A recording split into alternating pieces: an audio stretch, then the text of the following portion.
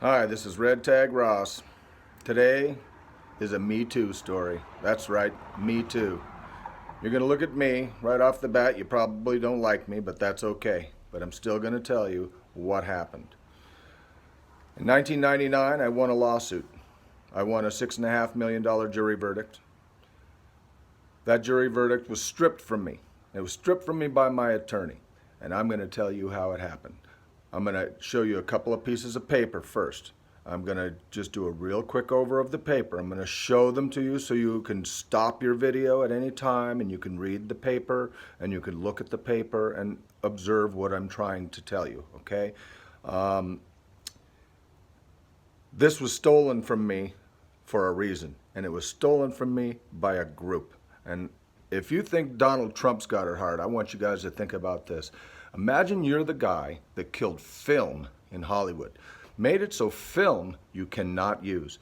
I know every one of you people all across the United States of America have got one of those little film rolls that you can't get done anymore. You can have somebody maybe digitally do it, or maybe you can find a bootleg person, but you can't get it done anymore, and there's a reason, and I'm going to show you what it is. Okay, first I'm going to start with who were the players and what happened, okay? First I'm going to show you the verdict. I'm just going to show you the cover sheet, and I will show you the signed verdict so you know that I'm not talking about something that's fake. It's not, oh, he made up this thing about being in front. I was in a 23-day trial.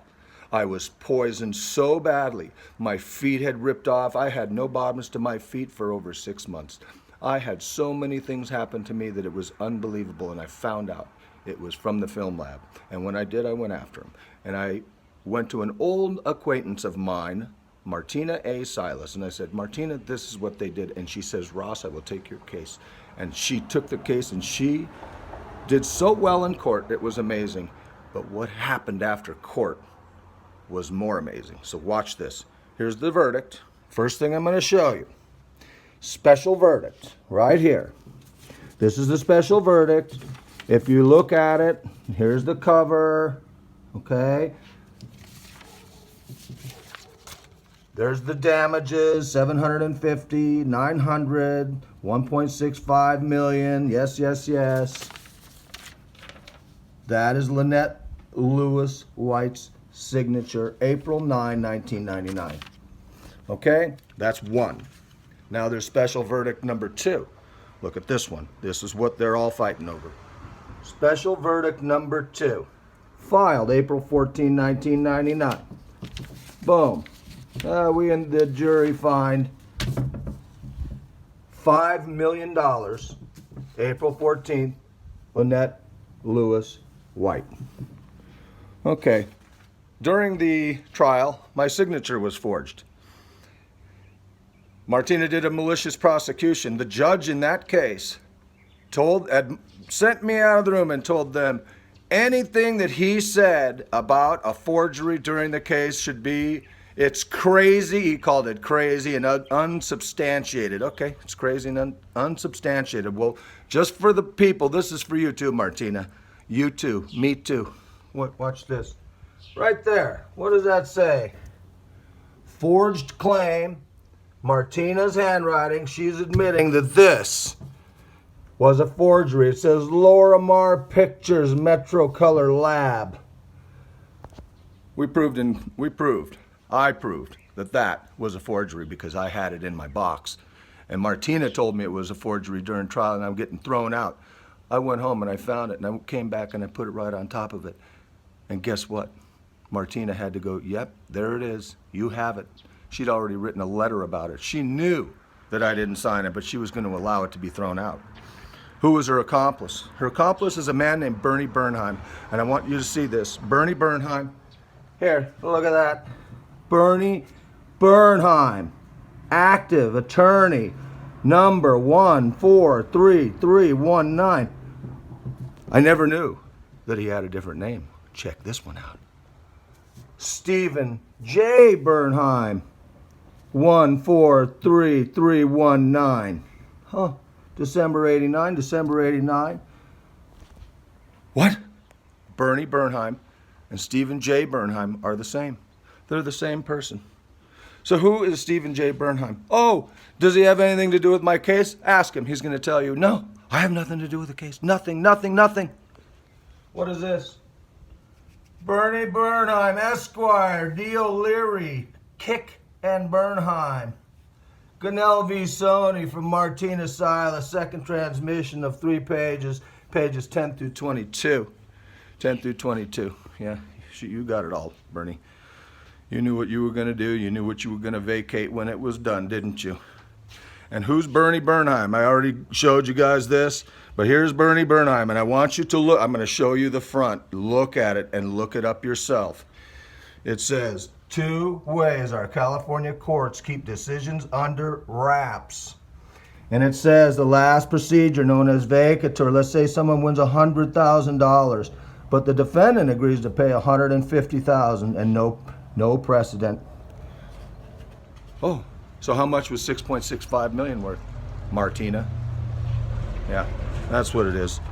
And right here, Bernie Bernheim calls it a judicial pocket veto. So now Bernie's got a judicial pocket veto. So he's got my verdict in his pocket once I won. Okay.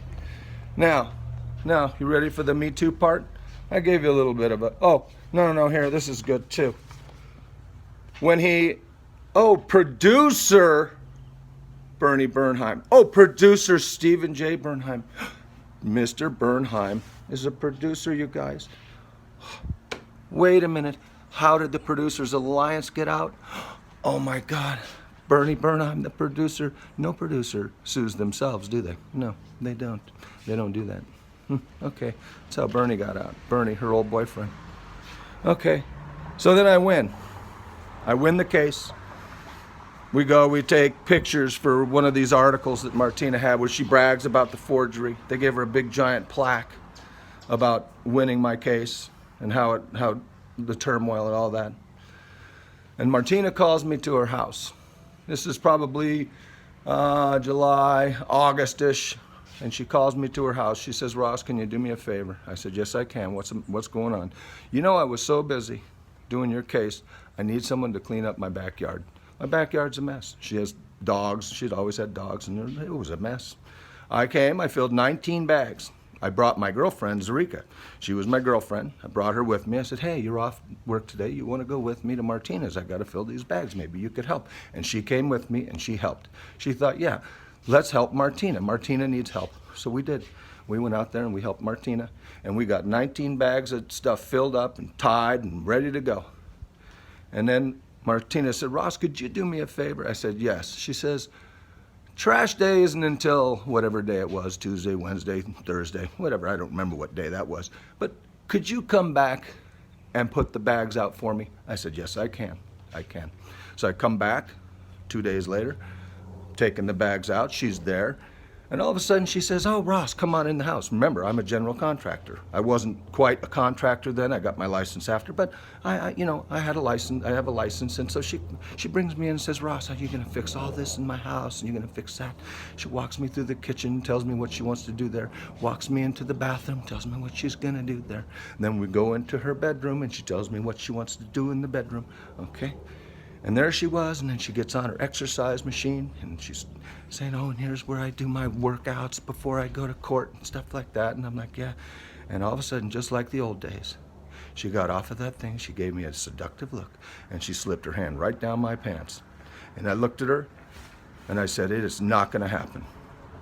And that is the day that I knew I would never get paid. Because if I did it, that's a good reason not to pay me.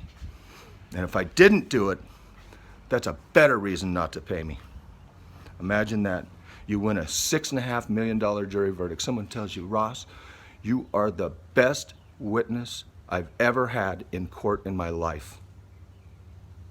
And the only way I'm going to get paid is if I sleep with my attorney. Really, think about it. And it's not a joke. Okay? I might not be much to look at now, but I was pretty good at one point in my life. And when Martina remembers me from, I was pretty something else, okay? So this is how you lose in Hollywood. Right after that, 2 weeks later, Martina calls. Oh, yeah, there's a company that wants to buy your verdict. Okay, there's a company that wants to buy my verdict. I'd never heard of that. Okay, can you do me a favor? Put it in writing. I have no problem. Put it in writing. Sorry, can't do that. Really? Can't do that. Martina, what about the forgery? Are we going to do anything about the forgery? Ross, if you want this to work out, you're just going to have to let it go through the appeal process. She dragged it through 3 years, making sure that everything, you can't go after anybody now. Statute of limitations are over, everybody's gone. And am I going to go after some? I won the money, but they kept the money. What was I going to do? I'm going to go after them again? I don't have any money. I'm the guy who got poisoned. They tried to kill me. Ted Turner, you tried to kill me. Ted, you tried to kill me. And Martina, the only way she did what she did to me to put guilt. She tried to put guilt on me. If I slept with her, she had me forever. Well, one day I came and I had to tell my wife. She showed up on the 15-year anniversary of all this happening. And my kids were in the back going, I love you, I love you. And I said, honey, there's something I want to talk to you about. She said, okay. And I explained to her, Martina, I said, I left her for you. She says, what do you mean? I said, I left her for you. I said, I was her boy toy. That's what I was. And I left her for you. And when we won, she wanted more. And so my wife asked me one question. She said, did she try anything during the lawsuit? I says, not one time. She said, how about after? And I said, you remember when we went? Da-da-da-da-da. And I told her what happened. And that's the day my wife said, I will go downtown and I will look it up myself. Me too. Hashtag me too.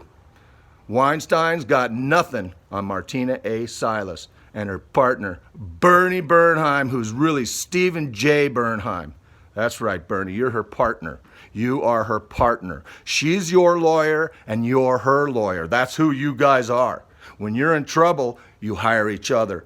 Look at Bernie Bernheim's stupid movies and look at the cast and look at the screen credits. Law offices of Martina A. Silas.